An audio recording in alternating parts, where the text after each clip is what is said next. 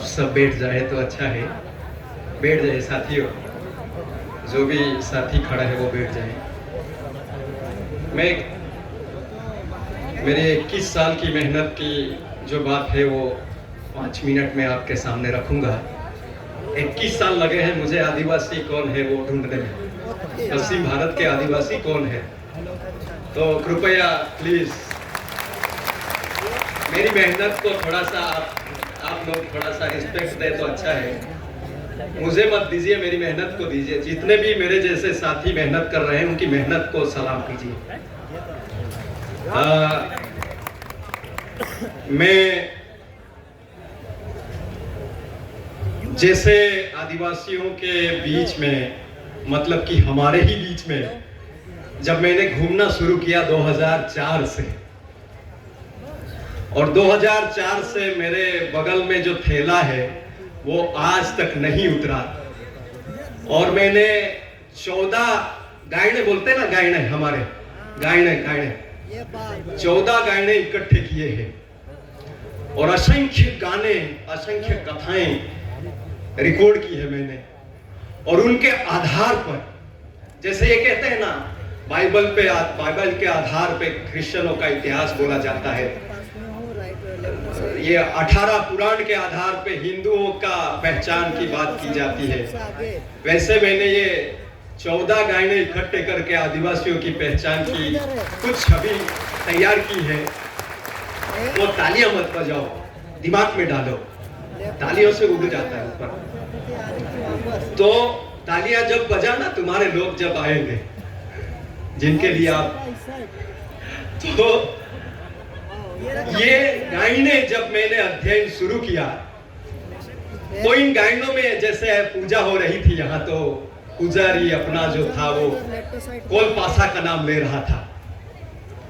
अब इन जितने भी पंडाल में बैठे हैं हम आदिवासी है, अगर किसी को पूछा जाए कि कोलपासा कौन है, ये बोलते हैं पुजारी कोलपासा, होली कोलपासो, ऐसे करके बहुत लंबा चलाता है। तो ये कोलपासा कौन था?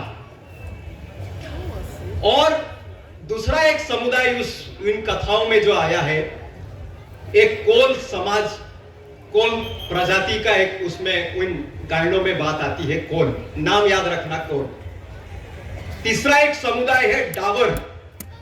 कितने डावर है इसमें पंडाल में? जरा खड़े करो हाथ ऊपर, तुम मूल बीज हो। डावर जितने भी है वो मूल बीज है इस इलाके के, और उसी में से डामर बने, वो भी मूल बीज है। डावर और डामर एक ही है।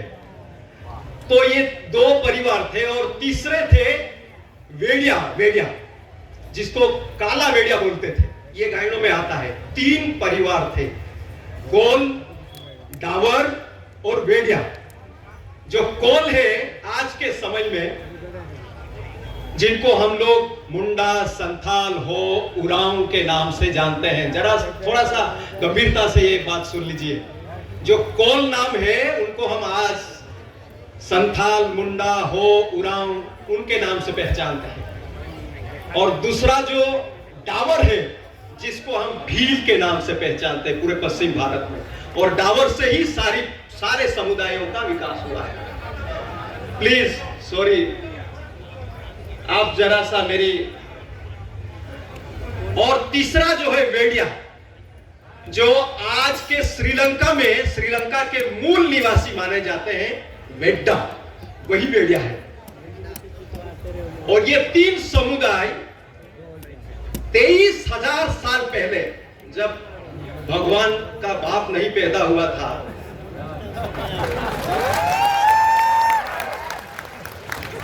कोई भगवान इस धरती पर पैदा नहीं हुआ था, 23,000 साल पहले श्रीलंका में वेड्डा, उनका इतिहास मिला 23,000 साल पहले। और एक बात मजे की सुन लो कि ये कोल, वेड्डा और भील, ये मध्य भारत के नर्मदा घाटी की प्रजाति है। यहीं से पैदा हुए हैं, ये कहीं आए नहीं और कहीं गए नहीं। बड़ा एरिया था। आज पाकिस्तान के खैबर घाट में डावर की बस्ती है और वहां भी उनको आदिवासी कहा जाता है।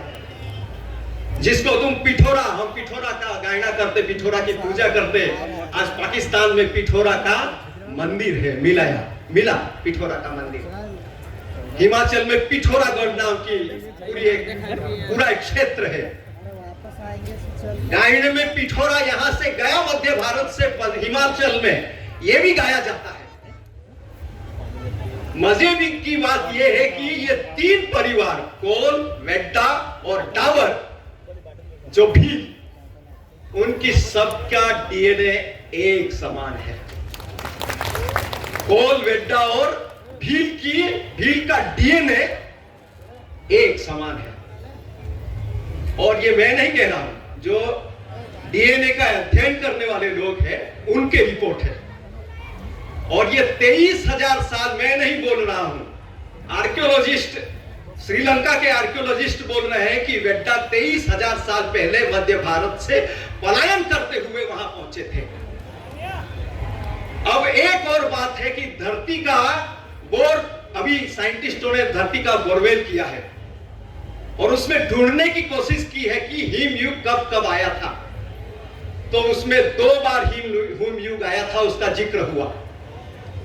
एक 23,000 साल पहले और दूसरा 14,000 साल पहले हिम युग का, और 11,000 साल में हिम युग का अंत हुआ, जिसको हम लोग राजा पांठा, वीना देव, रानी काजल, कंदू राणो, ये सब नाम देते हैं।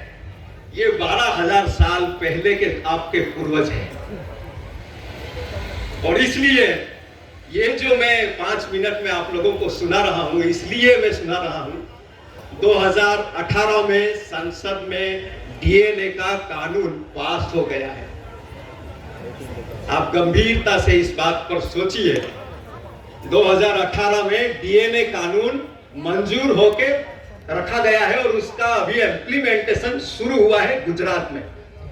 गुजरात सरकार ने 17 आदिवासी समुदायों का डीएनए सैंपलिंग टेस्ट का कार्यक्रम शुरू किया है। अब आप सोच लीजिए, 3 तरह के डीएनए सैंपल इस मध्य भारत के आदिवासियों के ऊपर, ये कोल और वेड्डा के ऊपर हुए हैं।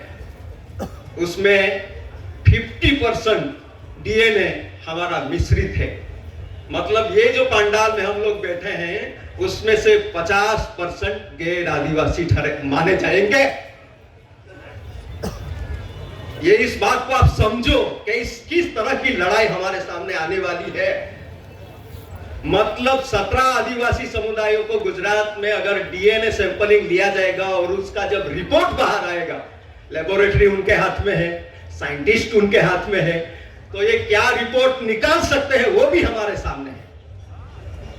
तो इस तरह से एक अपना जो इतिहास है, पश्चिम भारत का मूल, जैसे हम कहते हैं ना मूल बीज, उस मूल बीज का ये छोटा सा इतिहास मैंने इन कहानियों में 20-21 साल के अध्ययन के बाद निकाला है, जिसके साथ साइंस और अपना मौखिक इतिहास जुड़ता है।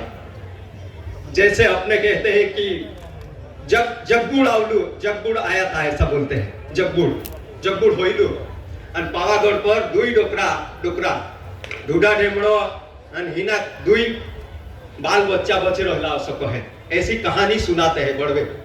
मतलब कि जब प्रलय आया था, महापुर आया था, महापुर मतलब कि हिम युग का जो अंत 11,700 साल पहले हिम युग का अंत आया था, उसमें पावागढ़ की पहाड़ी तक का पानी नर्मदा घाटी में भर गया था। और उस टाइम जो पुरखे हमारे बचे थे, उनमें से ये डेडा डुमड़ा था, और इधर हमारा देवहात्रा, दादू देव हाथरू, जो डेडियापाड़ा एरिया में देवहात्रा है, उस पे एक देवहात्रा नाम का बाहगोरी बच गईलू। डाब के क्षेत्र में बाहगोरिया नाम का एक परिवार उस पहाड़ों के ऊपर बच गए थे, जब पानी 11,700 साल पहले जब पानी का फ्लड आया था बड़ा। मैं बात खत्म कर लेता हूं। तो ये जो कहानी में बोला जाता है कि ये परिवार बचे थे और उनके हम लोग वंशज हैं। आज जिसको हम डेडा डुमड़ा कहते हैं, हमारे लोग क्या कहते हैं, वो जो चमड़ी खाल उतारने वाला, उसको हम डेडिया बोलते बोले, डेडिया। मैंने कहा डेडा नाम था और डुमड़ा उसकी अटक थी, उसको डेडा डुमड़ा बोलते थे। वो खाल उतारने वाला, उस जमाने में खाल उतारी ही नहीं जाती थी 11,000 साल पहले। मतलब कि हम लोग जैसे ये सारे बारला पावरा जितने भी है वो बोलते हैं हमारा पावागढ़ से हम लोग आए हैं, बोलते हैं ना। तो ये पावागढ़ उनका ठिकाना कैसे था? 11,700 साल पहले उनका एक पुरखा वहां बच गया था, उसके वंश वारस है। आज भी जिसको तुम कुटवाल कहते हैं, तुम कुटवाल कोहतला यहाँ एरिया में धूलगुड़िया कोहतला, धूलगुड़िया कहते हैं, कोटवाल कहते हैं। ये आपके बारला और पावरा उनके माँ बाप हैं। बस आप समझ लेना मैं क्या कहने जा रहा था और मैंने क्या कहा है। आप चिंतन करना, आप सब पढ़े लिखे लोग हैं, समझदार लोग हैं, पर ये जो पहचान है अगर हम लोग फिर से नहीं खड़ी करेंगे तो मध्य भारत के आदिवासी जिस तरह से अभी बढ़ रहे हैं वैसे बढ़ते ही जाएंगे। मध्य भारत के आदिवासियों को एक करना है तो ये इतिहास बहुत जरूरी है। धन्यवाद, आभार, आपकी जय जोहार।